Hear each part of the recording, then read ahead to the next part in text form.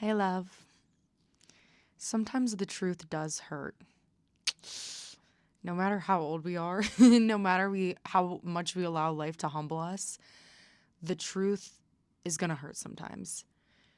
When we are willing to accept that hurt, that's when it becomes nectar. It becomes jet fuel instead of just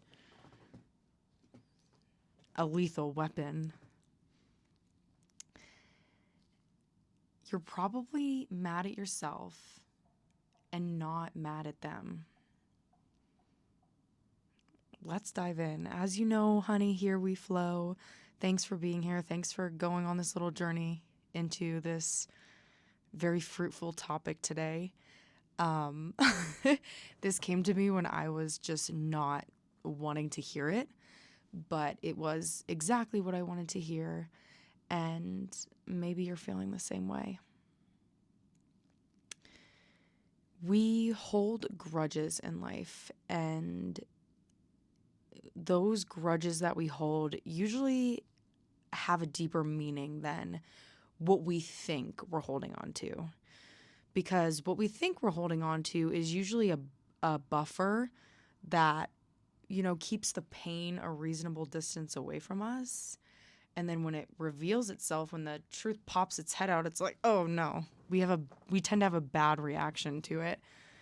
And when we realize that sometimes the animosity that we hold in ourselves and in our soul is towards our own being, it's towards our own vessel, it's towards, and it manifests as toward to the people that we love the most.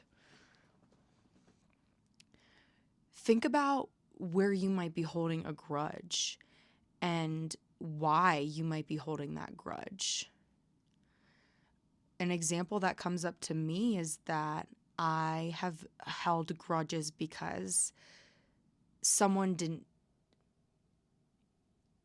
allow themselves to be fully present with me. That's made me very upset. I felt like someone wasn't very fully present with me, and it made me angry at them. What I found out I was really angry at was that I failed to express my feelings, my emotions. When we start jumping into that perspective, that's a power move. That is a power move because you're no longer at the beck and call of anybody else. Of course, we can accept that people hurt our feelings, that we do get angry at other people. But a lot of times when it comes to these massive kind of roadblocks or navigations that we have, it's that we're mostly mad at ourselves. And to have the power to admit that, ooh, honey, we got to put some guards down. We got to become very, very vulnerable. And feeling vulnerable is just not a comfortable feeling, especially nowadays when everything's so separate. We're all separate as beings. We have to really reinvent safety for ourselves. And that's what you have the capacity to do. There's so much, talk about changing our lives, living our dream lives. Even I do it. But what does that actually mean? When you sit back and really think about that, what does that actually mean? It's not about changing our financial situation or any of that stuff. I mean, of course, that's a byproduct of it, but it really means that we shift the way that we experience life. We shift the way that we see things. We shift the way we handle our emotions. And that creates the byproduct of having a different day to day, creating income in a new way, having different experiences. Yet we have the power to do that in every moment of every day that we're alive. It doesn't matter, what job we're working. Those kind of things really aren't as important as we might hype them up to be. And the only reason we do that is to evade responsibility, evade what it is we need to do because we don't have the means. We do have the means. We always have the means. Yet having that sacred relationship with self, that is just so, so important because you came into this world with yourself. You're going to leave this world with yourself. And we should never do anything to sabotage that relationship. When we do that, we see it play out with our parents, our loved ones, our friends. And I just experienced that for the first time in a while, and it opened me up. And that's what I heard whispered in my ear. You're not mad at them. You're mad at yourself.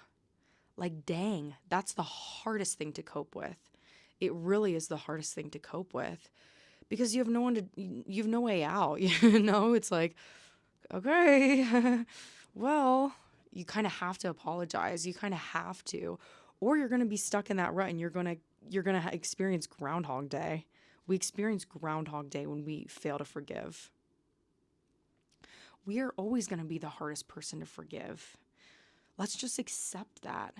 The more that we accept that, the more possibilities that we have in front of us, because we're willing to make mistakes. We're willing to get hurt, to hurt ourselves, because we know that forgiveness is abundant, it's endless, and it's always available to us, as much as we're willing to believe that, as much as we're willing to make that happen.